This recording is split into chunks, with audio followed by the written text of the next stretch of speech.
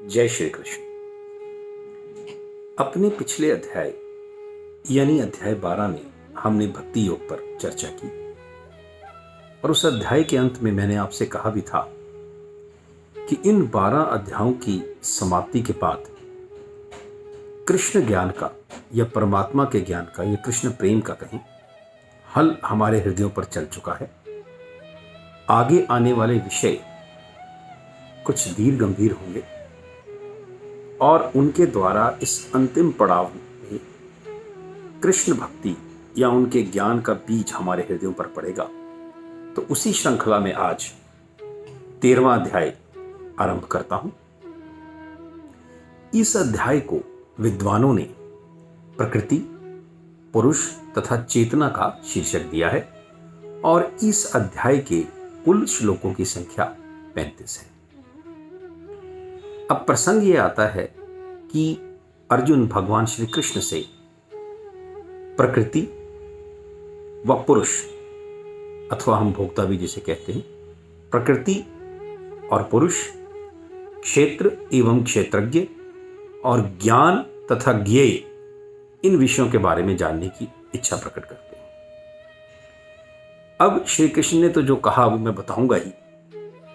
इससे पहले क्योंकि ये अक्षर हम में से कुछ लोगों के लिए कुछ गूढ़ हो सकते हैं, तो इनके थोड़े थोड़े सरल अर्थ जो हैं वो हम देख लेते हैं। पहले प्रकृति, जैसा कि पिछले अध्यायों में यह आ चुका है, प्रकृति वो माया है जो ईश्वर ने 3 गुणों सतोगुण, रजोगुण और तमोगुण से मिलकर बनाई है, जिसके पास में मनुष्य रहता है। और इसे बनाने वाला वो परमपिता परमात्मा है, जिसे परम पुरुष भी कहते हैं। तो पुरुष वर्ड जो अक्षर है ये उस ईश्वर के लिए यूज हुआ है। सो प्रकृति हो गया, पुरुष हो गया, इसे भोक्ता भी कहते हैं, पुरुष, उस परम पुरुष को। आगे दूसरा पेयर आता है क्षेत्र एवं क्षेत्रज्ञ। क्षेत्र ये कपड़ा है, ये कमीज नहीं, मेरा शरीर, इसे क्षेत्र कहा गया है। और क्षेत्रज्ञ, माफ कीजिएगा अटक गया था, क्षेत्रज्ञ यानी इस शरीर को जानने वाला या इसका कह लीजिए स्वामी, जो कि मनुष्य है। सो दूसरा पेयर भी हो गया क्षेत्र तथा क्षेत्रज्ञ। तीसरा आ गया ज्ञान और ज्ञेय। अब ज्ञान है उस परम पिता परमात्मा के बारे में जानना, और ज्ञेय मतलब होता है जानने योग्य, वर्थ नोइंग। सो एकमात्र वस्तु या व्यक्ति जो वर्थ नोइंग है वो परमपिता परमेश्वर है।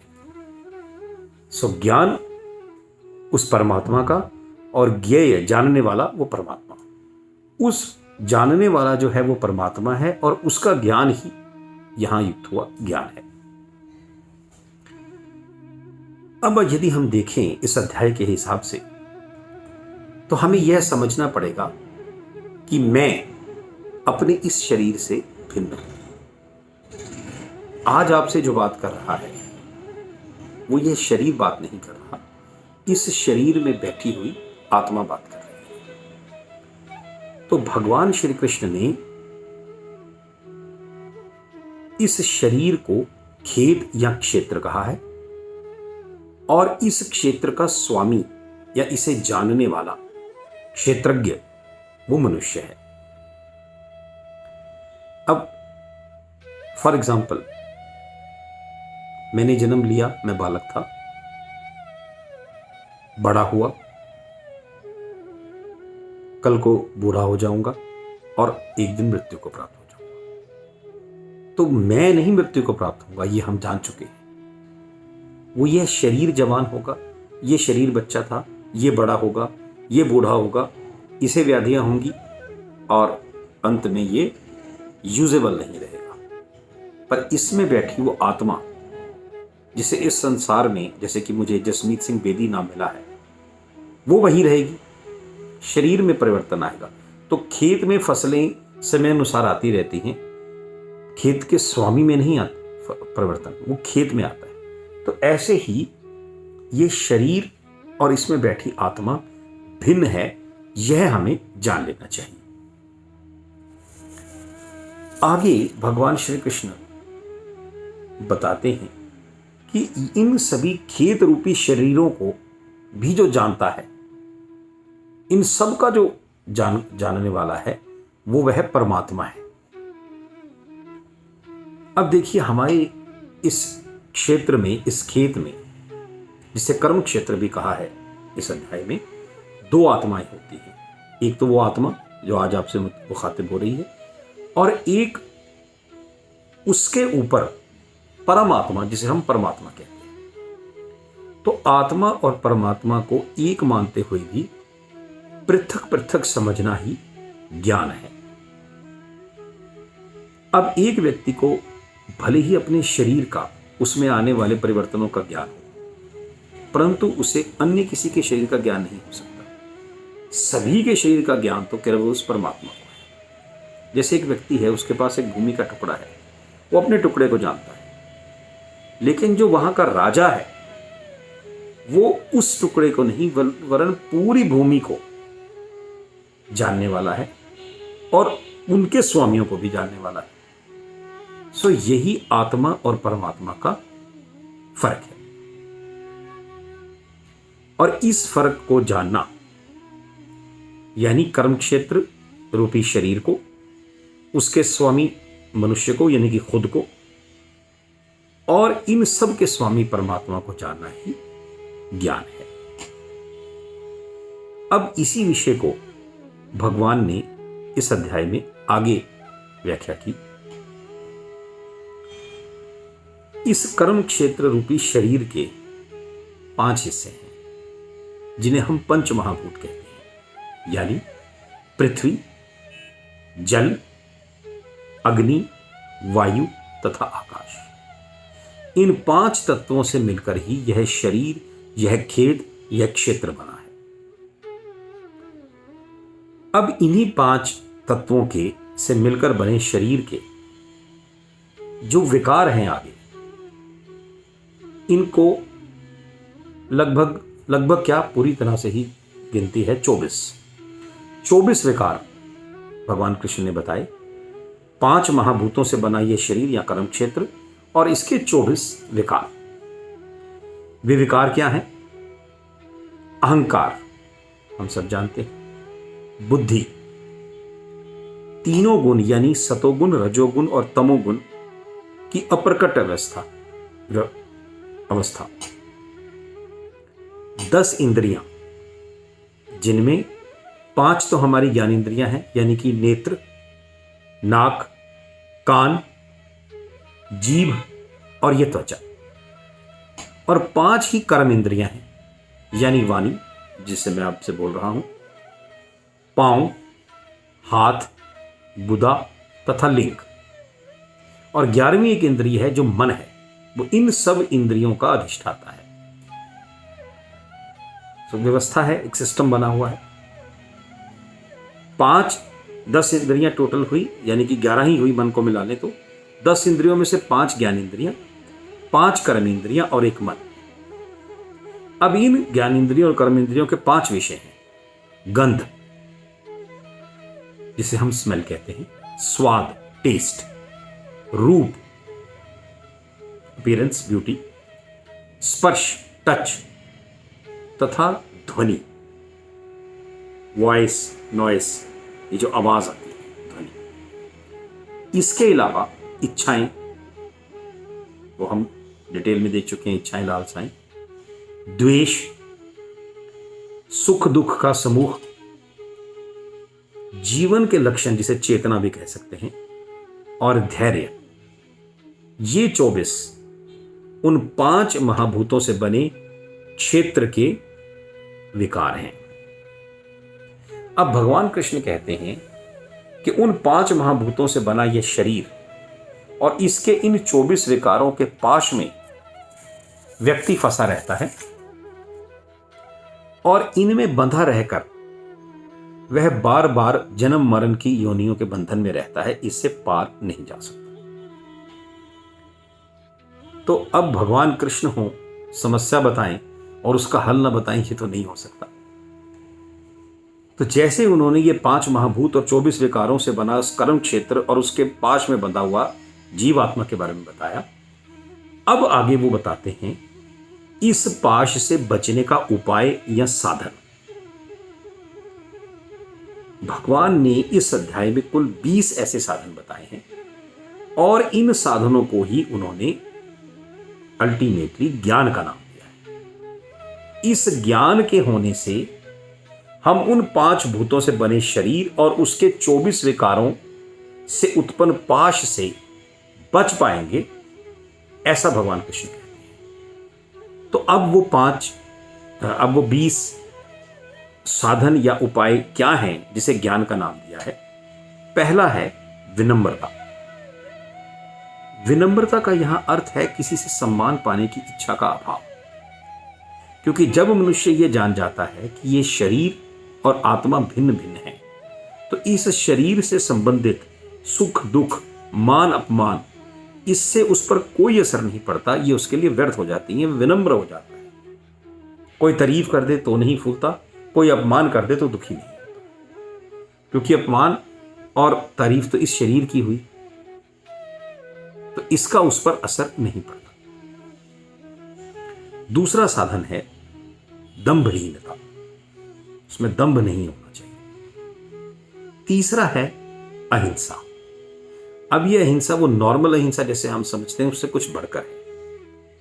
यहां भगवान के कहने का अर्थ यह है कि जो हमारे जानकारी में हमारे सर्कल में लोग हैं, यह हमारा फर्ज है, हमारी ड्यूटी है कि हम उन्हें ज्ञान की रोशनी देकर ऊपर उठाएं, यदि हमें वो रोशनी प्राप्त हो चुकी है। हमें ज्ञान हो और हम उन्हें ना बताएं तो ये उनके साथ अन्याय है, और उन्हें ज्ञान देना ही अहिंसा है। आगे अगला वर्ड आता है सहिष्णुता, वो हम सब जानते हैं। फिर आता है सरलता। अब यहां सरलता का अर्थ है कूटनीति का अभाव, यानी व्यक्ति ऐसा सरल हो कि मित्र और शत्रु दोनों के साथ ही आत्मीयता और प्रेम पूर्वक व्यवहार करे, ऐसा सरल व्यक्ति। छठा भगवान कृष्ण ने बताया प्रामाणिक गुरु के पास जाना। कहते भी हैं बिन गुरु ज्ञान कहां से पाओ। तो यदि आप एक ऐसे गुरु को धारण करते हैं जो प्रामाणिक है, प्रामाणिक यानी जिसे वास्तव में खुद को ज्ञान है, तो वो आपको इस पाश से उठाकर ईश्वर के चरणों में ले जाता है। सो इसलिए प्रामाणिक गुरु का होना हमारे जीवन में आवश्यक है। बिना उस गुरु के हम इस जन्म मरण से बाहर नहीं जा पाएंगे, ऐसा भगवान श्री कृष्ण ने कहा। इसके बाद आता है पवित्रता। पवित्रता 2 प्रकार की है, बाहरी और अंदरूनी। बाहरी पवित्रता में स्नान करना, साफ सुथरा रहना, और आंतरिक पवित्रता है उस परम ज्ञान को प्राप्त करना, हमेशा उस ईश्वर की भक्ति में लीन रहना। तो बाहरी तौर से भी और भीतरी तौर से भी शुद्ध रहना आवश्यक है। हम अपने मन से अगर पवित्र हो चुके हैं तो उस मन को साफ जगह पर ही रखेंगे, तो वो ये शरीर वो जगह है जिसे साफ रखना जरूरी है। सो बाहरी शुद्धता और भीतरी शुद्धता दोनों का ये भी एक उपाय बताया। इसके अलावा स्थिरता। यहां स्थिरता का मतलब है आध्यात्मिक जीवन में उन्नति करने के लिए दृढ़ व कृत संकल्प होना। हमारे अंदर यह अटूट श्रद्धा और विश्वास होना चाहिए कि हम आध्यात्मिक रूप से अपने आप को ऊपर ले जाएंगे, इस पाश से मुक्ति पाने के लिए प्रयत्न जरूर करेंगे। ऐसी स्थिरता हमारे अंदर, ऐसा दृढ़ निश्चय हमारे अंदर होना चाहिए। आगे बताया आत्म संयम। मैं पहले भी बता चुका हूं, मनसा वचसा कर्मणा इंद्रिया नाम निग्रह इति संयम, यानी मन से, वचन यानी वाणी से, और अपने कर्मों से इंद्रियों पर रोक लगाना। इंद्रियों के जो विषय हैं, लालसाएं, कामनाएं, इच्छाएं, इनको कंट्रोल करना, ये संयम है। मैं कुछ ऐसा कर नहीं रहा हूं, लेकिन सोच रहा हूं मन में, और कह भी रहा हूं कि दिल तो करता है कि ये करूं, पर चाहे ना करूं तो भी वो संयम नहीं है। जब तक ये पैरालैक्स आपका मन का, वाणी का और कर्मों का दूर नहीं होगा, तब तक आप संयमी नहीं कहला सकते। तो संयमी होना, उसके अलावा इंद्रिय तृप्ति के विषयों का परित्याग, ये भी हम सब जानेंगे। हमारी इंद्रियां हमें जिन जिन विषयों पर, जिन वासनाओं पर, जिन आकांक्षाओं पर, जिन कामनाओं पर, जिन फलों की इच्छा पर ले जाती हैं, उनका त्याग करना। इसके अलावा भगवान कहते हैं अहंकार का अभाव, अहंकार अपने अंदर नहीं आने देना।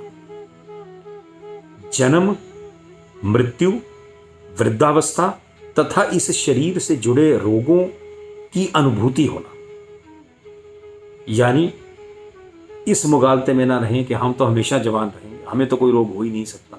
ये सब होते हैं, इनका ज्ञान होना जरूरी है। उसके बाद आता है अच्छी तथा बुरी घटनाओं के प्रति समभाव, समान भाव से रहना। आगे भगवान कहते हैं मेरे प्रति निरंतर अनन्य भक्ति, हमेशा उस ईश्वर की भक्ति में लीन रहना। एकांत स्थान में रहने की इच्छा, जन समूह से विलगाव, फिर आत्म साक्षात्कार की महत्ता को स्वीकारना, तथा इसमें एक विषय बीच में उससे पहले आया था, वो रह गया, संतान, स्त्री, घर तथा अन्य वस्तुओं की ममता से मुक्ति। ये जानना बड़ा जरूरी है। इसका अर्थ ये नहीं है कि इन चीजों से स्नेह ना हो। अपनी संतान से, अपनी पत्नी से, अपने घर से और घर की वस्तुओं से स्वाभाविक स्नेह होना प्राकृतिक बात है, स्वीकार्य है। लेकिन यदि यह स्नेह आसक्ति बनने लगे और आपकी उन्नति में, आध्यात्मिक उन्नति में बाधा बने, तो तब ठीक नहीं। तो ऐसी आसक्ति ना हो, स्नेह हो, यह कहा गया है। इसके अलावा जो 20वां उपाय बताया वो है परम सत्य की दार्शनिक खोज। उस परम सत्य, उस परम पिता परमात्मा के विषय में जानना, ऐसी इच्छा रखना, ऐसी कामना रखना, संसारिक कामनाएं नहीं, उस ईश्वर के बारे में जानने की कामना रखना। तो ये 20 ऐसे साधन हैं जिससे हम अपने क्षेत्र यानी शरीर और उसके विकारों से उत्पन्न जो पाश है उससे बाहर निकलकर जन्म मरण के चक्र से छुट्टी पा सकते हैं और परमानेंटली उस ईश्वर के चरणों में स्थान प्राप्त कर सकते हैं। ऐसा भगवान श्री कृष्ण ने कहा है। अब आगे भगवान अर्जुन को कहते हैं कि मैं तुम्हें ज्ञेय, यानी जैसे मैंने पहले बताया, जानने योग्य विषय के बारे में बतलाऊंगा। तो ज्ञेय क्या है? परमात्मा। कृष्ण कहते हैं कि परमात्मा हर वस्तु में व्याप्त है। उसके हाथ, पांव, आंखें, सिर, मुंह तथा कान सब जगह फैले हुए हैं। आगे वो कहते हैं कि परमात्मा समस्त इंद्रियों का मूल स्रोत है, फिर भी वह इंद्रियों से रहित है। वह समस्त जीवों का पालन करता होते हुए भी अनासक्त है। प्रकृति के सभी गुणों का स्वामी है, परंतु इन गुणों से परे है। तो जैसी वो कमल की डेफिनेशन आई थी, वो भी ईश्वर की डेफिनेशन है। इंद्रियों का स्रोत है वो, सभी जीवों का पालन करता है, सभी प्रकृति के जो गुण हैं, तीनों गुण, उनका स्वामी है, परंतु फिर भी इनमें लिप्त नहीं होता, इनसे अलग है। ऐसा भगवान कृष्ण ने बताया। आगे वो कहते हैं कि वह ईश्वर चर तथा अचर यानी जड़ व चेतन समस्त जीवों के बाहर और भीतर स्थित है। वह इतना सूक्ष्म है कि भौतिक इंद्रियों से परे है। यदि भौतिक इंद्रिय देखने की कोशिश करेंगे तो हम नहीं देख पाएंगे। वह इतना दूर है कि पहुंचा नहीं जा सकता और इतना निकट है कि जैसे यूं खड़ा। वाणी में भी आता है, कर्मी आपो आपनी के नेड़े के दूर। ये तो हमारे कर्म, ये जो अभी ज्ञान के विषय बताए 20, वो हैं, अगर हम में है तो वो हमारे साथ है, और यदि हम उन विकारों में ही हैं तो वो हमसे दूर है। इस प्रकार भगवान कहते हैं कि मैंने अर्जुन तुम्हें कर्म क्षेत्र, ज्ञान और ज्ञेय का संक्षेप में वर्णन किया। भगवान कहते हैं कि इन विषयों को सिर्फ मेरे भक्त ही समझ सकते हैं और इन्हें समझकर वो मेरे स्वभाव को प्राप्त कर सकते हैं। आगे भगवान एक और विषय लेते हैं इसी में, वो है प्रकृति और जीव। भगवान कहते हैं कि प्रकृति और जीव, इन दोनों का बड़ा अंतरंग संबंध है और यह अनादिकाल से है। सृष्टि के आरंभ होने से पहले ही प्रकृति भी थी और जीव भी था। भगवान ये कहते हैं कि जीव के अंदर जो ये विकार आते हैं, ये गुण जो भी हमने देखे थे 24, वो सब प्रकृति के कारण है। और इन तीनों गुणों को भोग करता हुआ मनुष्य प्रकृति में ही जीवन बिताता है। ऐसा उस प्रकृति के साथ उसकी संगत के कारण होता है और इस तरह से उसे विभिन्न योनियां प्राप्त होती हैं। इसे थोड़ा सा ढंग से समझते हैं। यहां वस्तुतः भगवान श्री कृष्ण ने जन्म और मरण के चक्र को समझाया है। प्रकृति और मानव के संबंध को उजागर करते हुए भगवान कहते हैं कि ये तो अनादिकाल से चला आ रहा है। अब प्रकृति की रूपी जो माया है उसके कारण ही किसी व्यक्ति में सतोगुण, रजोगुण या तमोगुण ये आते हैं। अब ये उस पर है कि वो किस गुण को अपने अंदर विकसित करता है और जैसे गुण को विकसित करके उसके हिसाब से जीवन जीता है, उसी प्रकार से यदि वो सतोगुण में जिया तो उत्तम, रजोगुण में जिया तो मध्यम और तमोगुण में जिया तो अधम योनि को प्राप्त होता है। और इन्हीं तीनों गुणों के कारण जो माया ईश्वर ने रची है उससे लिप्त रहता हुआ कर्मों के अनुसार ही अच्छी, मध्यम या बुरी योनि में बार बार आता जाता रहता है। आगे भगवान कहते हैं कि हमारे इस शरीर में एक अन्य दिव्य पुरुष भोगता है जिसे आप समझ ही गए होंगे, हम परमेश्वर कहते हैं। वह परम स्वामी है। अब यहां विचारणीय विषय यह है कि ईश्वर प्रत्येक जीव में विद्यमान है, परंतु वह हम पर हावी नहीं है। उसने हमें पार्शियल सॉवरेनिटी यानी कि आंशिक संप्रभुता दे रखी है। उसने ये 3 गुण और ये प्रकृति का निर्माण कर दिया, हमें चॉइस दे दी, तुम लो, तुम क्या गुण देना चाहते हो। इसीलिए ईश्वर को भगवान श्री कृष्ण ने कहा है कि वह हमारे शरीर में अनुमति देने वाले के रूप में और साक्षी के रूप में विद्यमान है। कैसे? क्योंकि वो परम आत्मा जो हमारे अंदर है वो अगर अनुमति ही ना दे तो हमारा शरीर 1 इंच भी नहीं हिल सकता, वहीं खत्म हो जाएगा। वो अनुमति देता है। 3 गुणों से जो माया रची उसकी ऑप्शन हमारे आगे छोड़ता है। इसके ऊपर जो चौथा विषय है वो भी ऑप्शन है, लेकिन प्रायः हम इन्हीं 3 ऑप्शनों में फंसे रहते हैं। ये ऑप्शन हमें देता है और कहता है चूज करो। हम उसके हिसाब से चूज करते हैं और वो क्योंकि हमारे शरीर में ही है, साक्षी है यानी विटनेस है, वो देखता है कि इसने ऑप्शन देने पर क्या चूज किया। तो वो इस बात का साक्षी बनता है कि हमने क्या चॉइस ली और इस बात की अनुमति देता है कि हम चॉइस करें। और अपनी चॉइस के हिसाब से ही हम अनेक योनियों में, जैसे अभी बताया, उत्तम, मध्यम या निम्न योनि में पैदा होते हैं और इस चक्र में पड़े रहते हैं।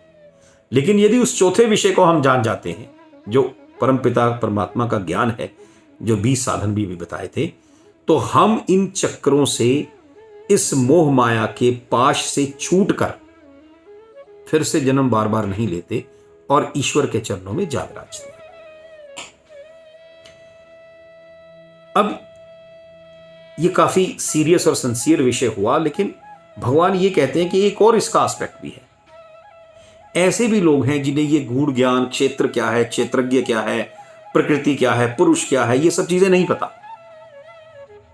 लेकिन आपके, मेरे जैसे या जो महापुरुष हैं उनसे, हम तो फिर भी इस संसार में रहने वाले जीव हैं, ऐसे पहुंचे हुए लोगों के से ईश्वर के बारे में सुन के उनके मन में ईश्वर के प्रति लगाव उत्पन्न हो जाता है और उस लगाव के कारण वे परमात्मा में लीन रहने लग जाते हैं और जन्म मृत्यु के पथ को पार कर जाते हैं ज्ञान लिए बिना भी। अध्याय के अंत में भगवान कहते हैं कि जो लोग ज्ञान की दृष्टि से शरीर और शरीर के ज्ञाता के अंतर को देखते हैं और इस प्रकार जो ऐसा ऊपर बताया गया था भव बंधन से मुक्ति की विधि उन 24 और 19 विषयों को जानते हैं और 24 विकारों को पार कर पाते हैं, उन्हें परम लक्ष्य प्राप्त हो जाता है। इस प्रकार हम देखते हैं कि इस अध्याय में भगवान श्री कृष्ण ने क्षेत्र अथवा खेत रूपी शरीर, क्षेत्रज्ञ यानी खेत को जानने वाला मनुष्य, परम पुरुष इन सभी क्षेत्रों को जानने वाला, उसके बारे में परम ज्ञान और ज्ञेय यानी जानने योग्य वह परमात्मा, प्रकृति जो उस परमात्मा द्वारा उत्पन्न माया है, जन्म मरण के चक्र का कारण जो 5 महाभूतों से बना शरीर और उसके 24 विकार जिनके कारण हम पाश में पड़े रहते हैं, और इस पाश से मुक्त होने के 20 उपाय जिन्हें ज्ञान कहा है, इन सभी विधियों का बड़ा सार गर्भित रूप से व्याख्या की है। ये चैप्टर थोड़ा सीरियस था इसलिए अंक भी थोड़ा बड़ा हुआ, लेकिन अब ये सारा विषय मैं जितनी मेरी सामर्थ्य थी उस हिसाब से आपको बता पाया हूं और उम्मीद करता हूं कि शायद आप इसे जान भी गए होंगे। इसके साथ ही मैं वर्तमान अध्याय 13 की चर्चा को समाप्त करता हूं और अगले अध्याय यानी अध्याय 14 की चर्चा में फिर से मिलने का वादा करते हुए आपसे विदा लेता हूं। जय श्री कृष्ण।